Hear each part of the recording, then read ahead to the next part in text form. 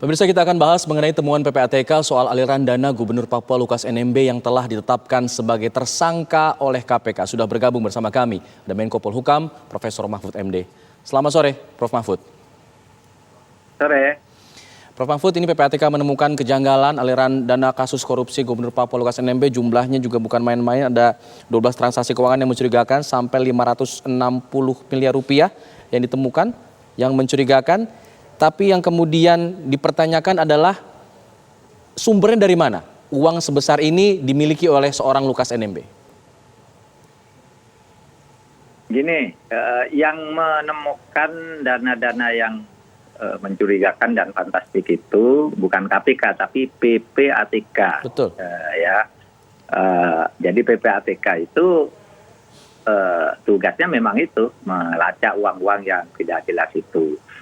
Nah, karena Lukas ini adalah gubernur, itu kan harus mempertanggungjawabkan uang yang diberikan oleh negara. Negara menurunkan uang ke Papua itu ada dalam bentuk APBN biasa, kemudian ada dana otsus ya, dana otonomi khusus. Nah itu sampai sekarang hampir semuanya tidak bisa dipertanggungjawabkan, tapi dari seorang pejabat ada dana-dana aneh yang mengalir seperti itu, dana keluar masuk yang sifatnya ratusan, yang jumlahnya ratusan miliar, dan yang terakhir itu yang dibilang hanya ada bukti gratifikasi 1 miliar, itu 1 miliar itu yang konfirm, ada bukti pengirimannya, ada pengakuannya, ada saksinya gitu bahwa itu memang gratifikasi. Nah sementara yang ratusan miliar itu akan diperiksa berdasar temuan PPATK.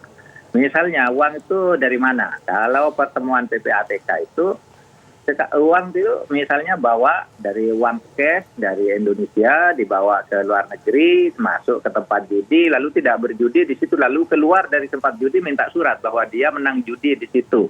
Masuk lalu uang itu menjadi cuci, menjadi itu yang disebut pencucian uang yang sebenarnya uang korupsi lalu dijadikan halal atas nama menang judi. Nah misalnya hal seperti itu, dan bukti store dari dia ke perjudian ya, ke unit perjudian itu kan sudah dijelaskan oleh PPATK gitu. Nah itu saja yang perlu diklarifikasi sebenarnya. Artinya sejauh ini KPK hanya memiliki bukti mengenai 1 miliar itu, sisanya belum bisa dibuktikan. Belum bisa diklarifikasi. Baik. Uangnya kan sudah ada kan, sudah misalnya dalam bentuk lalu lintas uang.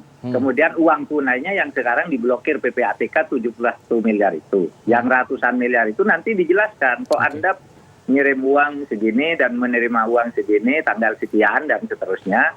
Sementara dana APBN dan dana otsus tidak pernah bisa diperiksa sehingga BPK menyatakan disclaimer atas hasil pemeriksaannya. Kan tinggal itu. Pejabat lain juga gitu, kalau punya seperti saya atau siapapun gitu kan harus melapor. Saya punya uang sekian, padahal gaji saya sekian gitu. Saya nerima uang sekian ini dari mana? Oh ini uang karena dapat warisan misalnya. Misalnya ada uang 7 miliar masuk, oh itu dari misalnya saudara di daerah menjual tanah bagian warisan dari keluarga, itu dijelaskan. Namanya pejabat harus begitu undang-undangnya. Nah ini harus dijelaskan dong. Anda punya uang segini banyak dan nyetor uang segini banyak tuh dari mana? Lalu APBN itu gimana ngelolanya? Kan itu harus dijelaskan semua. Kalau itu clear ya clear gitu. Tapi jangan katakan bahwa uang itu hanya 1 miliar. Yang 1 miliar itu yang sudah confirm sebagai pintu masuk. Ya, pintu masuk untuk menyelidiki yang ratusan miliar. Yang sekarang uang tunai kita blokir, ada di tangan kita itu, kontan itu ada 71 miliar dalam bentuk freeze ya, dalam bentuk pembekuan. Kita pegang rekeningnya, tidak boleh keluar, tidak boleh bertambah, tidak boleh berkurang. Kita tahan dulu ini. Itu sampai dari mana itu. Oke, Prof, tadi Anda katakan bahwa bentuk pencucian uangnya adalah ia seolah-olah menang judi dengan jumlah tertentu begitu, miliaran rupiah jumlahnya. Ini ya salah satu ya, satu cara. Untuk kasino yang ia gunakan ini memang atas nama Lukas NMB kah? Kasino yang ia miliki atau kasino memang yang ia pergunakan sebagai media pencucian uang saja?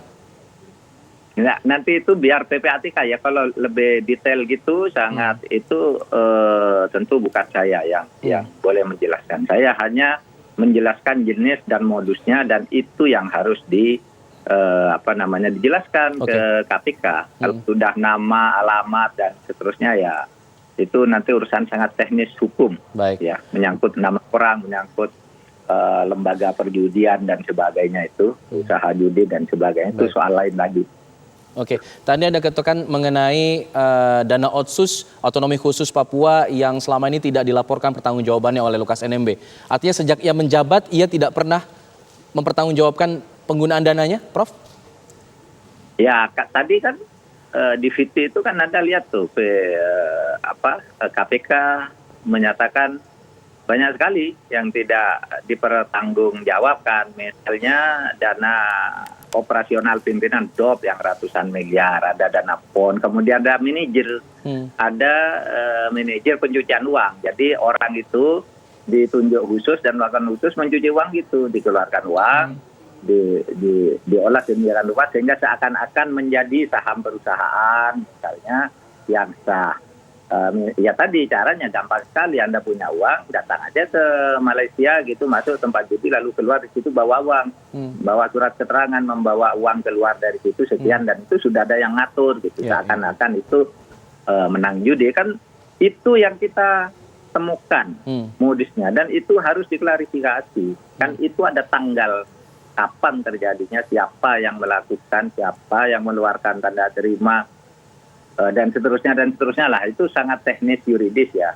Itu semua nanti diterangkan aja ke KPK. KPK akan menunjukkan ini loh, kamu dari mana nih gitu. Kan tinggal gitu aja sebenarnya. Ya. Prof, sudah diketahui mengenai keberadaan dari Lukas NMB yang sebelumnya dikatakan keluar negeri? Enggak, kalau informasi yang sampai saat ini masuk, dia itu mau ke luar negeri. Ketika akan ditetapkan sebagai tersangka itu mau ke luar negeri, lalu kita tetapkan tersangka. Nah, begitu ditetapkan tersangka, surat izin ke luar negerinya itu baru turun, sehingga belum bisa digunakan, gitu ya. Karena aturannya memang Menteri Dalam Negeri harus memberi izin. Cuma ketika dia ditetapkan, bilang saya sudah minta izin untuk pergi, gitu. Ternyata surat izinnya belum turun, karena waktu untuk turun itu kan memang ada waktunya, izin dari Mendagri itu. Nah, informasi terakhir ya sekarang dia masih di Papua, di rumah yang sekarang dikepung oleh para pendukungnya itu, dihalangi kalau ada orang masuk ke sana. Ya kita kasihan juga sih, beliau kan sakit, tidak dalam keadaan situasi begini aja. Kalau saya ketemu sama dia dan kita lihat dia di TV, di pembukaan atau penutupan PON kemarin itu kan orangnya sudah jujur sekali bahwa dia betul-betul sakit gitu. Itu makanya itu masalah hak asasi manusianya kita perhatikan betul. Ini orang sakit. Tetapi jangan pula kita dibilang mempolitisir ya. Wah, ini dipolitisir karena ada 3 pejabat yang pendukung partai tertentu yang ini membela partainya. Enggak juga, kalau Lukas NMB ini dari Partai Demokrat, itu 3 hari sebelumnya kan ada gubernur, ada Bupati Mimika dari Golkar, partainya pemerintah. Sekarang ditahan oleh KPK. Jadi kita enggak milih partai gitu. Dulu kita itu dikatakan, loh kok pemerintah ini diem aja. Begitu mau nangkap orang di demo lalu ditunda. Begitu nangkap orang di demo lalu ditunda. Sampai bertahun-tahun. Sampai kapan ini? Kan gitu pertanyaan masyarakat Papua sendiri. Lah sekarang kita berubah. Kita sudah punya undang-undang 14 tahun 2021. Ya mari kita bangun Papua dengan penuh tanggung jawab gitu, dan kita tetap perlakukan dia sebagai daerah otonomi khusus dengan segala afirmasi dan segala otonomi khusus, dengan dana naik sekarang ya. Baik. Dana otsusnya itu ya ditambahkan, tapi mari kita atur dengan secara baik-baik gitu, menurut aturan hukum yang benar, gitu aja sebenarnya. Oke. Prof, dengan adanya protes dari masyarakat pendukung Lukas NMB ini yang jumlahnya juga tidak sedikit begitu, bagaimana kemudian pemerintah menjamin keamanan di Papua agar hal ini tidak berkembang menjadi gangguan politik hukum dan keamanan di sana? Jaminan keamanan pertama, dilakukan dalam bentuk penjelasan pemerintah bahwa kasus Lukas NMB itu murni kasus hukum, dan itu sudah kita lakukan. Itu bukan soal uang 1 miliar, tapi uang ratusan miliar yang akan diklarifikasi karena itu terkait dengan dana otsus yang laporannya tidak jelas dan terkait dengan profil gubernur itu sumber pendapatannya dari mana kok bisa mentransaksikan uang begitu banyak yang bukan hanya 1 miliar. Itu upaya untuk meredam masyarakat agar tahu bahwa ini bukan soal politik tapi soal hukum. Lalu yang kedua, di lapangan ya kita siap-siap aparat penegak hukum, aparat keamanan itu supaya melakukan pengamanan secara manusiawi, secara tertib, jangan sampai ada korban. Nah, sedapat mungkin dilakukan penjelasan dari mulut ke mulut kepada tokoh-tokoh yang ada di sana bahwa ini adalah masalah hukum gitu. Kalau Papua ingin tertib ya hukum harus ditegakkan, kan gitu aja. Dan kita minimal sampai hari ini sudah melakukan itu dengan cukup baik ya. Hari ini ya sudah diamankan, demo berjalan di beberapa tempat tapi damai gitu. Ya mudah-mudahan kita bisa menjaga situasi kondusif di sana. Baik. Terima kasih Prof. Mahfud MD sudah berbagi informasi bersama kami. Makasih Selamat juga sore. ya. Assalamualaikum. Ya. Sore. Waalaikumsalam.